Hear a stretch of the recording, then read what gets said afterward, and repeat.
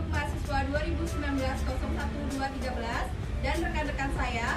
Saya Dinanda Herianti dengan nomor induk mahasiswa 2019-01-210.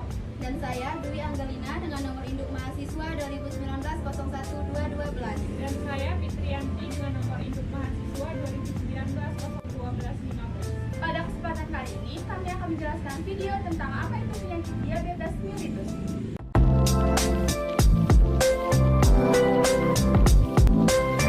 Indonesia termasuk 10 negara terbesar penderita diabetes loh. Pada tahun 2013, penderita diabetes di Indonesia diperkirakan mencapai 8,5 juta dengan rentang usia 20 sampai 79 tahun.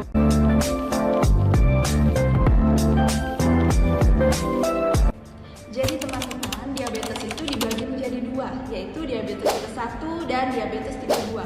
Diabetes tipe 1 ini adalah diabetes yang sangat bergantung kepada insulin, karena kekebalan tubuh penderita akan menyerang dan menghancurkan sel-sel pankreas yang meningkatkan kadar glukosa. Penderita diabetes ini biasanya adalah orang-orang dengan rentang usia di bawah 40 tahun. Waspada ya, anak-anak baru saja bisa terkena penyakit ini loh.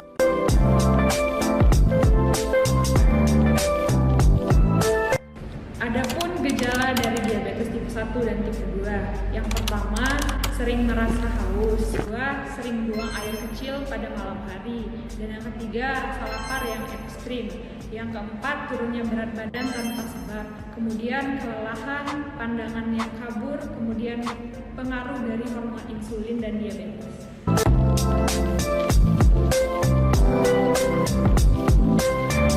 Nah, dari penjelasannya tadi, adapun obat dari diabetes tipe 1 dan tipe 2. Obat diabetes tipe 1 yaitu pemberian suntik insulin setiap hari untuk mengontrol kadar gula darah agar normal. Dokter akan menentukan dosis insulin yang tepat.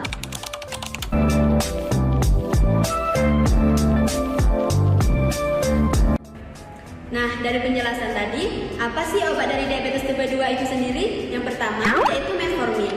Metformin digunakan sebagai mengurangi produksi glukosa pada hati. Dikonsumsi berbeda-beda ya setiap pasiennya, sesuai dengan keparahan diabetesnya itu sendiri. Dan yang kedua, yaitu sulfonylurea. Contoh dari obat itu adalah glibenclamid. Dikonsumsi sebelum makan ya. Yang ketiga, penghambat peptidase 4. Berfungsi menghambat penyerapan glukosa di ginjal dan meningkatkan produksi hormon insulin. Contoh obatnya sitagliptin. Yang keempat yaitu thiazolidinedion. Sama dengan obat diabetes jenis peptidase 4. Diminum tidak sesuai dengan jadwal makan, tetapi diminum jadwal pemberian dari dokter. Dan yang kelima, acarbose. Sebagai penghambat penyerapan glukosa dari saluran pencernaan, dikonsumsi bersama dengan suapan pertama saat makan. Dan yang terakhir yaitu obat diabetes kombinasi. Yang dimaksud di sini ialah mengonsumsi obat diabetes dari dua jenis obat. Contohnya metformin dan glibenclamid. Cara meminumnya, metformin setelah makan dan glibenclamid sebelum makan.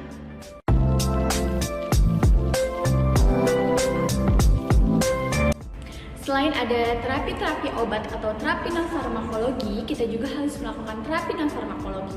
Yang pertama itu ada pengaturan diet. Diet merupakan langkah penting penanganan DM pada pasien lansia. Diet yang baik adalah kunci berhasil. Yang kedua ada olahraga. Olahraga dapat meningkatkan fungsi fisiologis pada tubuh manusia dengan mengurangi kadar glukosa di dalam darah sehingga dapat meningkatkan sirkulasi darah serta menurunkan berat badan. Dan terapi non-farmakologi yang terakhir yaitu berhenti merokok. Karena kandungan nikotin di dalam rokok itu bisa mengurangi penyerapan glukosa di dalam sel sehingga dapat menimbulkan diabetes. Yang kedua ada pencegahan primer. Harus diketahui dulu faktor-faktor apa yang menyebabkan penyakit diabetes. Lalu dicegah dengan cara menjaga pola makan, tidak atau mengurangi rokok, lalu menjaga badan agar tidak obes. Masyarakat harus merasa bahwa mengkonsumsi makanan fast food ataupun makanan kebaratan itu kurang baik dan bukan sehat. Yang ketiga ada pencegahan sekunder, upaya mencegah atau menghambat timbulnya penyakit dengan tindakan deteksi dini dan memberi pengobatan di awal penyakit.